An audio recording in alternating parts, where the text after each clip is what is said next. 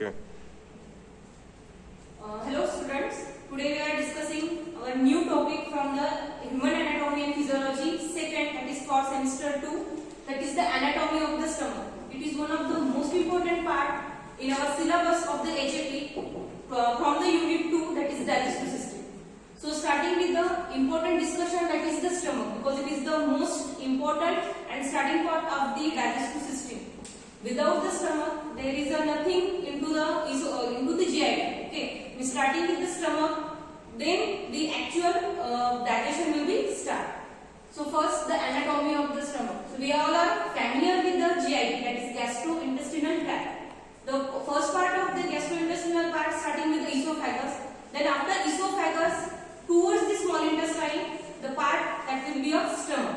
Okay, so stomach lies between below the esophagus and above the small intestine. It is the ending of the esophagus and starting of the small intestine. We all are familiar that stomach, the main function of the stomach, that is to produce the acid. And without that acid, we can't neutralize or we can't sterilize our food. So first, stomach is a dilated part of the alimentary canal between the esophagus and the small intestine. It is a muscular sac. Obviously muscular because it is made from muscles. The GI shows a peristalsis movement. Okay, what is mean by peristalsis movement? Peristalsis movement, that is the contraction and relaxation of the muscles surrounding to the GI. Okay, so that is again stomach required the contraction and relaxation, that is to produce the space for the digestion and to reduce the space. So for that the muscles which are helpful. So it is a muscular sac, then it is a J shape. Obviously our body shows various sizes or various shapes for the particular organs as per the space available. So for the stomach it is shown J shape. Why J shape? Because see, stomach it is a tubular structure again. So after this esophagus, tubular structure ends to a largest part, that is stomach. So it will show J shape and ending towards the small intestine, that is pylorus. This is the last part, starting with the small intestine. Then it consists of three parts: cardiac, fundate, pyloric. It also lies just below the diaphragm. It is an abdominal cavity and it can hold 1 liter or more quantity of the liquids. Okay, I am not talking about the water, because stomach it not contain only a water. With water it contains various salts, various food material in the juicy form. Actual digestion means the starting with the mouth. Okay, we are chewing, we are making food into minute particles that will mix with our saliva and we are swallow that, which will called as a bolus. Okay, the food that we swallow, the part of the food that we swallow, it called as a bolus. After bolus, it will convert it to a chyme by the stomach. Okay, it is the main function of the stomach, that to convert bolus into the chyme.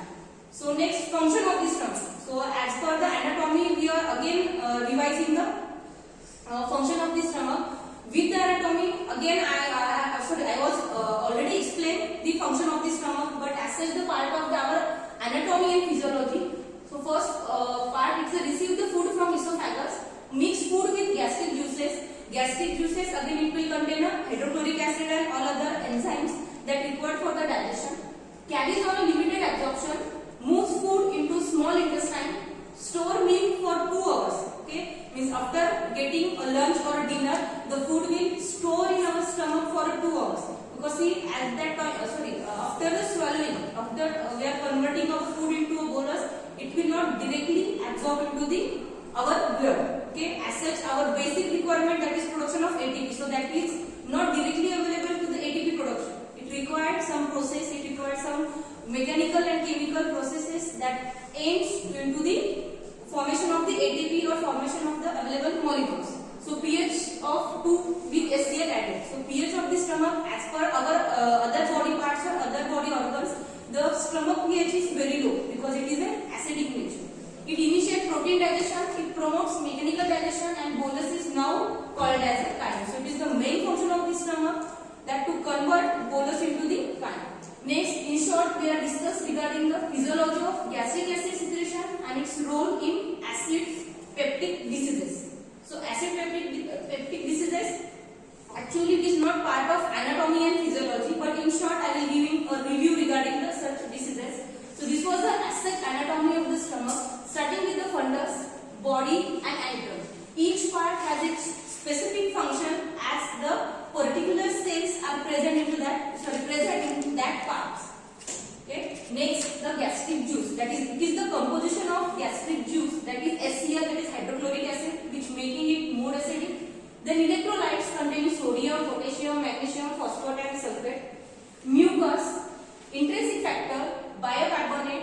pepsins, lipases and ghrelin.